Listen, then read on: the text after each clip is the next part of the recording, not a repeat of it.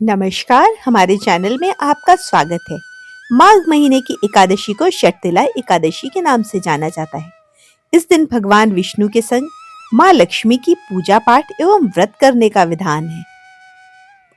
उन्हें शटतिला एकादशी के व्रत का पाठ अथवा श्रवण अवश्य करना चाहिए। तो शुरू करते हैं शटतिला एकादशी व्रत कथा। लेकिन इसके पहले यदि आप हमारे चैनल पर नए हैं तो प्लीज हमारे चैनल को सब्सक्राइब कीजिए और वीडियो पसंद आने पर लाइक कीजिए। शटतिला एकादशी व्रत कथा। पौराणिक कथा के अनुसार एक समय दलभ्य ऋषि ने पुलस्त्य ऋषि से पूछा, हे महाराज, पृथ्वी लोक में मनुष्य ब्रह्म हत्या इत्यादि महापाप करते हैं, पराये धन की चोरी करते हैं तथा दूसरों की उन्नति देखकर ईर्ष्या करते हैं, साथ ही अनेक प्रकार के व्यसनों में फंसे रहते हैं, फिर भी उनको नर्क प्राप्त नहीं हो रहा है। इसका क्या कारण है? वे ना जाने कौन से दान पुण्य करते हैं जिससे उनके सब पाप नष्ट हो जाते हैं। यह सब कृपा पूर्वक आप कहिए। पुलस्त्य ऋषि कहने लगे, हे महाभाग, आपने मुझसे अत्यंत गंभीर प्रश्न पूछा है।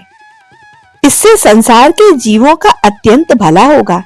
इसका भेद तो ब्रह्मा, विष्णु, रुद्र और इंद्र आदि भी नहीं जानते, परंतु मैं आपको यह गुप्त तत्व अवश्य समझाऊंगा। उन्होंने कहा कि माघ मास लगते ही मनुष्य को स्नान आदि करके शुद्ध रहना चाहिए। इंद्रियों को वश में करके काम, क्रोध, लोभ, मोह, अहंकार, ईर्ष्या, द्वेष आदि का त्याग करके भगवान का स्मरण करना चाहिए। पुष्य नक्षत्र में गोबर, कपास, तिल मिलाकर उसके कंडे बनाना चाहिए और उन कंडों से 108 बार हवन करना चाहिए। उस दिन मूल नक्षत्र हो और एकादशी तिथि हो तो अच्छे पुण्य देने वाले नियमों को ग्रहण करें। स्नान आदि नित्य क्रिया से निवृत्त होकर सब देवताओं का एवं देव श्री भगवान का पूजन करना चाहिए और एकादशी व्रत धारण करना चाहिए। रात्रि को जागरण करना चाहिए। उसके दूसरे दिन धूप, दीप, नैवेद्य आदि से भगवान का पूजन करके खिचड़ी का भोग लगाना चाहिए। तत्पश्चात पेठा, नारियल, सीताफल या सुपारी का आर्घ्य देकर स्तुति करनी चाहिए। हे भगवान, आप दीनों को शरण देने वाले हैं, इस संसार सागर में फंसे हुओं का उद्धार करने वाले हैं। हे पुंडरीकाक्ष, हे विश्वभावन, हे पूर्वज, हे जगतपते, आप लक्ष्मी जी सहित इस तुच्छ आर्घ्य को ग्रहण करें। इसके पश्चात जल से भरा हुआ कुंभ ब्राह्मण को दान करें एवं ब्राह्मण को श्यामा गौ एवं तिलपात्र देना भी उत्तम होता है। तिल स्नान और भोजन दोनों ही श्रेष्ठ हैं। इस प्रकार जो मनुष्य जितने तिलों का दान करता है उतने ही 1000 वर्ष स्वर्ग में वास करता है। तिल स्नान, तिल का उपटन, तिल का हवन, तिल का तर्पण, तिल का भोजन और तिलों का दान, ये तिल के 6 प्रकार हैं। इसके प्रयोग के कारण यह शटतिला एकादशी कहलाती है। इस व्रत के करने से अनेक प्रकार के पाप नष्ट हो जाते हैं। इतना कहकर पुलस्त्य ऋषि कहने लगे, अब मैं तुमको इस एकादशी की कथा सुनाता हूँ।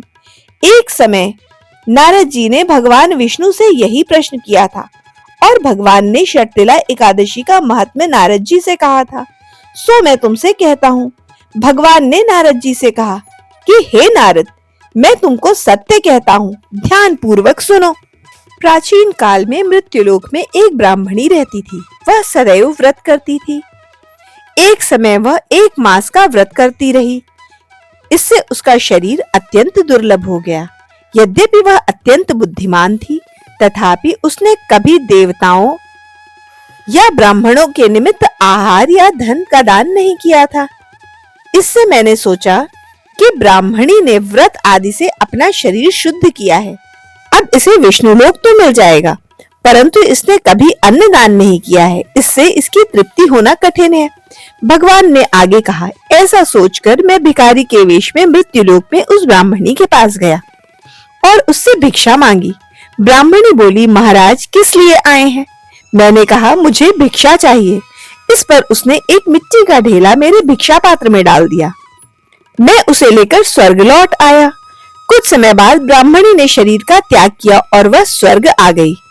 उस ब्राह्मणी को मिट्टी का दान करने से स्वर्ग में सुंदर महल मिला। परंतु उसके अपने घर में अन्न आदि की सामग्री नहीं थी। घबरा कर वह मेरे पास आई और कहने लगी, भगवान, मैंने अनेक व्रत आदि से आपका पूजन किया है, परंतु फिर भी मेरा घर अन्न आदि वस्तुओं से शून्य है। इसका क्या कारण है? इस पर मैंने कहा, पहले तुम अपने घर जाओ, देव स्त्रियां आएंगी तुम्हें देखने के लिए। पहले उनसे षटतिला एकादशी का पुण्य और विधि सुन लो, तब द्वार खोलना। मेरा ऐसा वचन सुनकर वह अपने घर गई। जब देव स्त्रियां आई और द्वार खोलने को कहा तो ब्राह्मणी ने कहा, आप मुझे देखने आई हैं तो षटतिला एकादशी का महात्म्य मुझसे कहिए। उसमें से एक देवस्त्री कहने लगी, मैं कहती हूँ। जब ब्राह्मणी ने षटतिला एकादशी का महात्म्य सुना तब द्वार खोला। देवांगनाओं ने उसे देखा तो ना तो वह गंधर्वी थी और ना ही असुरी, वरन पहले जैसी ही मानुषी थी। उस ब्राह्मणी ने उनके कथनानुसार षटतिला एकादशी का व्रत किया। उसके प्रभाव से वह सुंदर और रूपवती हो गई तथा उसका घर अन्न आदि समस्त सामग्रियों से युक्त हो गया। अतः मनुष्य को मूर्खता का त्याग करके षटतिला एकादशी का व्रत और लोभ ना करके तिल आदि का दान करना चाहिए। इससे दुर्भाग्य, दारिद्र्य और दुख दूर होते हैं और मनुष्य को मोक्ष की प्राप्ति होती है। यह थी षटतिला एकादशी व्रत की कथा।